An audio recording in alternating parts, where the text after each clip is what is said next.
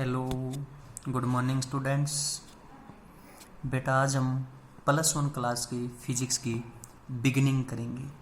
तो time set कीजिए t = 0। बेटा जो +1 की फिजिक्स है इसके अंदर हम मैक्सिमम उन चीज़ों की स्टडी करते हैं जिनको हम देख सकते हैं, फील कर सकते हैं और टच कर सकते हैं। जो हमारा +1 की फिजिक्स का फर्स्ट चैप्टर है बेटा उसका नाम है फिजिकल वर्ल्ड। इस चैप्टर के अंदर से जेईई मेंस नीट के अंदर कोई क्वेश्चन नहीं पूछा जाता, लेकिन ये जो चैप्टर है काफ़ी इंटरेस्टेड चैप्टर है बेटा। तो इस चैप्टर के अंदर हम आज स्टडी करेंगे साइंस के बारे में। What is science? साइंस क्या है बेटा? साइंस का मतलब क्या है? नॉलेज। साइंस का मतलब क्या बेटा? नॉलेज। देखो साइंस कहाँ से आई? लैटिन वर्ब सिंथिया, संस्कृत वर्ड विज्ञान और अरबिक वर्ड इलम, इन तीनों से मिलके बनी बेटा साइंस। इन तीनों वर्ड का मतलब क्या? नॉलेज। इसलिए साइंस का भी मतलब क्या? नॉलेज बेटा। साइंस की डेफिनेशन देखो बेटा, science is systematic study of mystery of nature.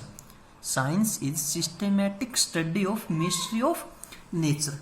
बेटा जो प्रकृति के रहस्य है, जो नेचर की मिस्ट्री है, उसकी स्टडी को हम क्या बोलते हैं? साइंस।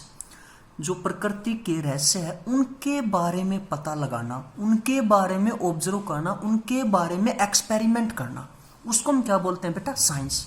हम अपने आसपास भी कई ऐसे फिनोमिना देखते हैं जैसे blue colour of sky, formation of rainbow.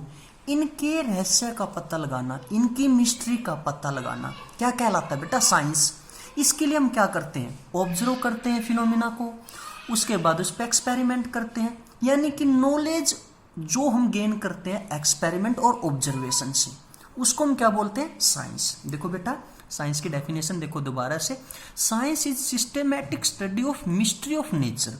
जो प्रकृति के रहस्य है उनके बारे में स्टडी करना क्या कहलाता है बेटा? साइंस। या the knowledge which human have gain through observation and experiment, वो ज्ञान जो इंसान गेन करता है ऑब्जर्वेशन और एक्सपेरिमेंट से, उसे हम क्या कहते हैं? साइंस कहते हैं बेटा। देखो अब बात है कि science day by day develop होती जा रही है।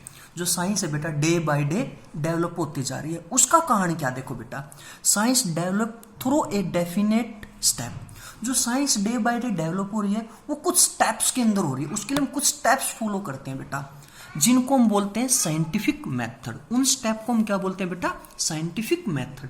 जो साइंस डे बाय डे बेटा डेवलप होती जा रही है, एक से एक नई चीज़ें आ रही है, एक से एक नए एक्सपेरिमेंट आ रहे हैं बेटा, एक से एक चीज़ों के बारे में हमें पता चलता जा रहा है। इनको हम कुछ स्टेप के द्वारा करते हैं। उन स्टेप को क्या बोलते हैं बेटा? Scientific method. अब हम पढ़ेंगे साइंटिफिक मेथड बेटा। उसके अंदर जो सबसे फर्स्ट है बेटा वो है मेकिंग ऑब्जर्वेशन। फर्स्ट स्टेप क्या बेटा? Making observation. देखो making observation is fundamental step in development of science. जो ऑब्जर्वेशन है बेटा वो फर्स्ट स्टेप है, वो फंडामेंटल स्टेप है साइंस को डेवलप करने के लिए, क्योंकि कोई भी चीज ऑब्जर्वेशन के बिना हम नहीं कर सकते। देखो किसी भी चीज को हम क्या करते हैं? ऑब्जर्व करते हैं, उसके बाद उसके बारे में सोचते हैं। पहले हम चीज को क्या करते हैं बेटा? ऑब्जर्व करते हैं, चीज को देखते हैं, किसी भी मटेरियल को देखते हैं, किसी आसमान के अंदर कोई भी घटनाएं हैं उनको देखते हैं। पहले हमने क्या किया? ऑब्जर्व किया। तो फर्स्ट स्टेप क्या होगा? साइंटिफिक मेथड का ऑब्जर्वेशन। बेटा जो ऑब्जर्वेशन है वो आपकी दो तरीके से होती है। जो फर्स्ट है बेटा क्वालिटेटिव ऑब्जर्वेशन। देखो ये क्या होती है? Such observation tell about quality of the observation. देखो such observation tell about quality of the observation, जो ऑब्जर्वेशन की क्वालिटी के बारे में बताएं। देखो स्काई इज ब्लू, आसमान कैसा है? ब्लू।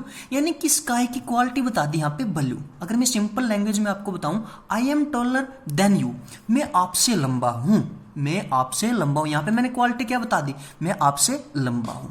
इसको क्या बोलते हैं? क्वालिटेटिव ऑब्जर्वेशन बेटा। दोबारा से समझो, क्वालिटेटिव ऑब्जर्वेशन क्या है?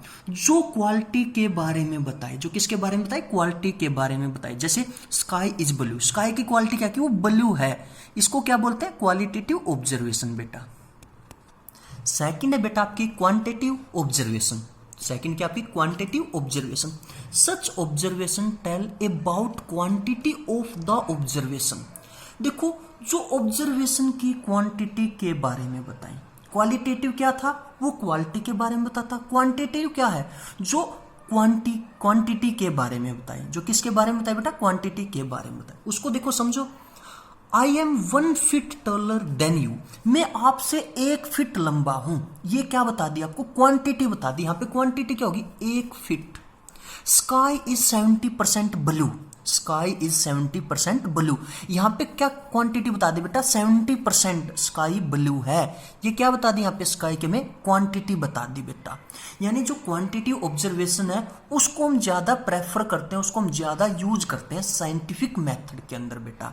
देखो क्वालिटेटिव ऑब्जर्वेशन थी, उसके अंदर में मटेरियल या किसी भी ऑब्जेक्ट की क्वालिटी के बारे में बताया। क्वांटिटिव ऑब्जर्वेशन है, उसके अंदर में उसकी क्वांटिटी के बारे में बताया बेटा। उसकी क्वांटिटी के आधार पर ही हम एक्सपेरिमेंट को कंडक्ट करते हैं बेटा। जो हमारा नेक्स्ट स्टेप है वो है formation of law. Formation of law को हम एक एग्जाम्पल की सहायता से समझते हैं बेटा। आप सबको लॉ ऑफ ग्रेविटेशन की स्टोरी मालूम होगी। जो सर आइजैक न्यूटन थे, उन्होंने देखा कि पेड़ से जो सेब है वो नीचे गिर रहा है। उन्होंने सबसे पहले क्या किया, जब पेड़ से नीचे क्या गिरा, सेब, उसको ऑब्जर्व किया। किसको ऑब्जर्व किया बेटा, सेब को उन्होंने क्या किया, ऑब्जर्व किया। उसके बाद उन्होंने डिफरेंट मटेरियल को ऊपर की ओर थ्रो किया।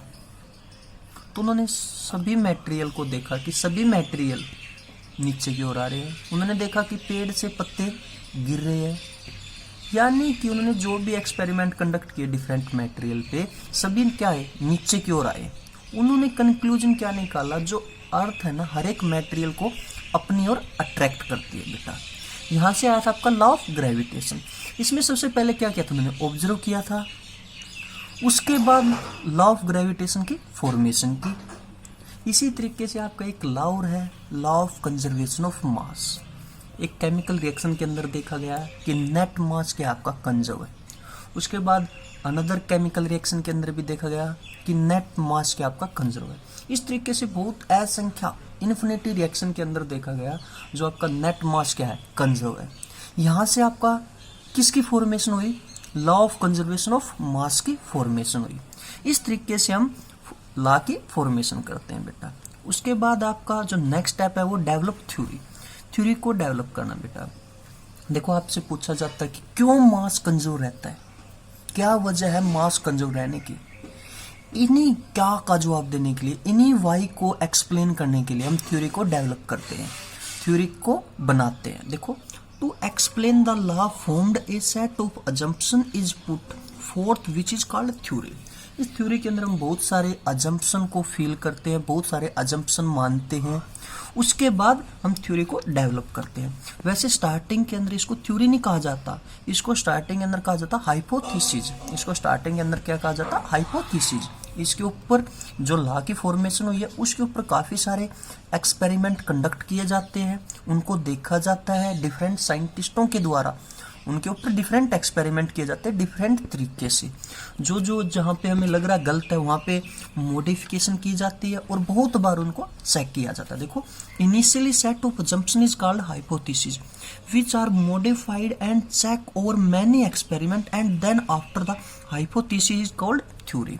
देखो, बहुत सारे बार एक्सपेरिमेंट किए, उसके बाद जो मॉडिफिकेशन की जरूरत थी वो मॉडिफिकेशन की, उसके बाद हम उस हाइपोथेसिस को क्या बोलते हैं, थ्योरी या मॉडल। इसलिए हम समझ सकते हैं जो थ्योरी आपकी थ्योरी एक्सप्लेन करती है आपके वाई को कि ऐसा क्यों हो रहा है, इसके लिए हमें क्या मानना, इसके लिए हमें क्या अजम्पशन मानने होंगे। यानी उसके अंदर क्या बहुत सारे अजम्पशन को हम पुट करते हैं।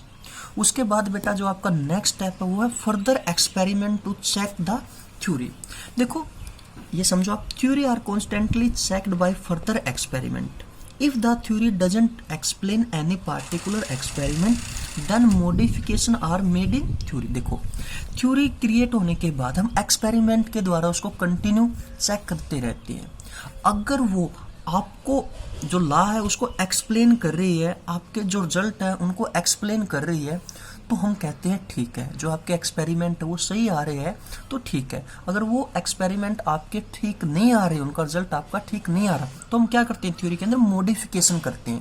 थ्योरी के अंदर क्या करते हैं, मॉडिफिकेशन करते हैं और फिर एक नई थ्योरी को डेवलप करते हैं। देखो बेटा, हम थ्योरी देने के बाद, डेवलप ऑफ थ्योरी के बाद उस थ्योरी के ऊपर लगातार एक्सपेरिमेंट करते रहते हैं। अगर हमारे एक्सपेरिमेंट का रिजल्ट ठीक आ रहा है, हमारे एक्सपेरिमेंट ठीक हो रहे हैं तो ठीक है, वरना उस थ्योरी के अंदर हम क्या करते हैं, मॉडिफिकेशन करते हैं, फिर एक नई थ्योरी को डेवलप करते हैं।